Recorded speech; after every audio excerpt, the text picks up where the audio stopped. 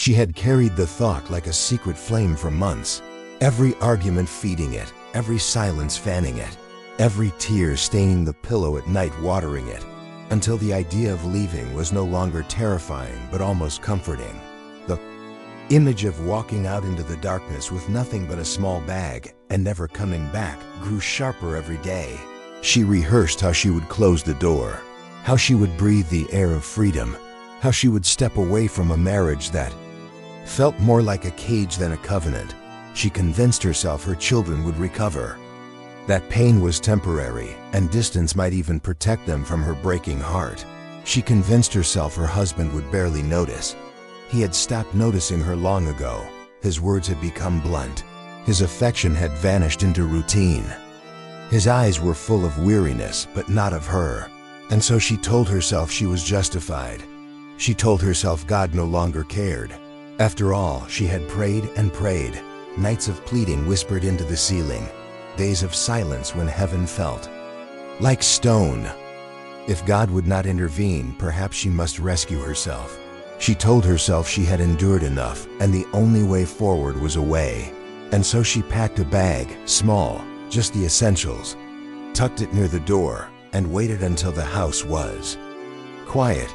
The clock ticked past midnight. The kitchen light hummed low.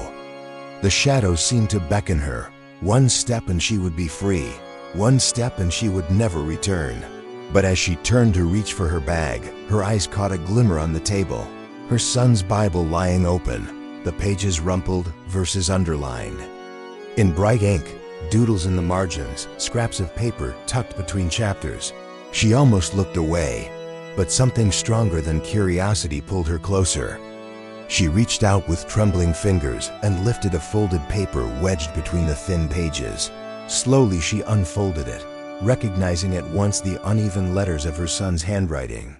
Words spilled across the lines like a prayer poured out. With tears, "Mom, if you ever feel like leaving, please remember that I need you. Please remember that Jesus gave me you so I could learn what love looks like. Please remember that I pray every night that God would make you smile again. If you walk away, I will lose the person who makes me believe God hears prayers." The weight of it struck her like a tidal wave.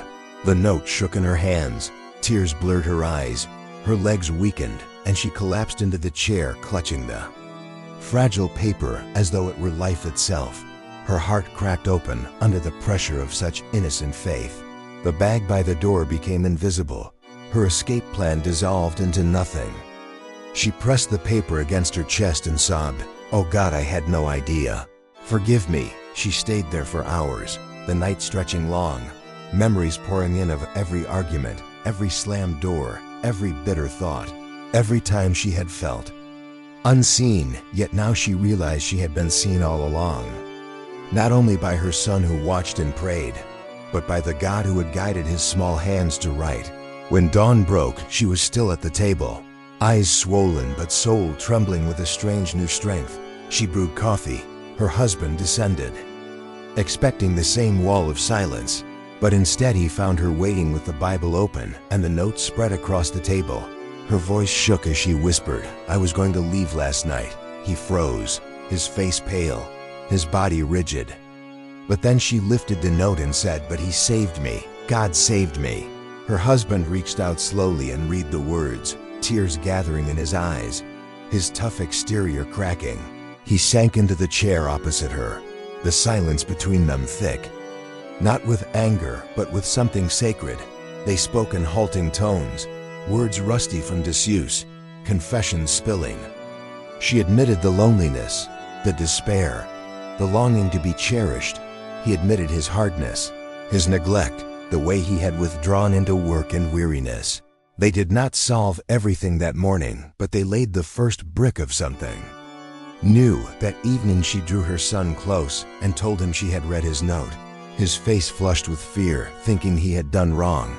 But she told him, "No, you saved me." And his shy smile broke through the heaviness like sunlight after storm. He said simply, "I just wrote what I pray." The days that followed were not perfect. Old wounds ached, habits resisted change. But the note became their anchor, taped to the silver refrigerator, carried in her purse. pressed again into the Bible, a reminder that despair could be intercepted, that prayers of a child could shake heaven. She began attending church again, not out of duty but hunger, whispering prayers that were nothing more than broken syllables, yet finding God listening. Her husband joined her, stumbling, awkward, but slowly surrendering. They sought help, counselors, mentors, friends who walked with them. Slowly laughter returned, not loud at first, but soft. Then freer, evenings grew warmer, arguments shorter. Forgiveness practiced, and one night she stood at her son's door watching him sleep, his Bible at his side, and realized that faith had passed from his heart to hers, not through sermons but through a simple, desperate note. She knew then that God could speak through anyone, even the shaky lines of a child's handwriting, and she vowed never again to believe her life was worthless. Years later, when her son left for college, she slipped a note into his Bible, words written with trembling gratitude. "Son, you once reminded me that God hears us. I want you to remember always that He still does. When you doubt, remember your prayer once saved your mother, and one day your words may save another." She told her story to friends who were drowning, to women who whispered of escape. She told them, do not believe the silence. Look for the small voices. God is nearer than you think. The night she almost left became the night she was saved. Her testimony grew into a beacon. And now as you hear this, maybe you too are at the edge. Maybe your bag is packed. Maybe you believe no one sees you. Maybe you believe no one cares. But hear her story and let it whisper into your despair. Someone needs you. God sees you. He has not abandoned you. If He can reach a mother with a folded paper and a child's Bible, He can reach you now. Hold on. Breathe. Pray. Wait one more night. You are not forgotten. You are not alone. The God who writes hope into fragile letters writes hope into your life. And this moment could be the turning point you never expected. Do not leave. Choose to stay. Choose to believe.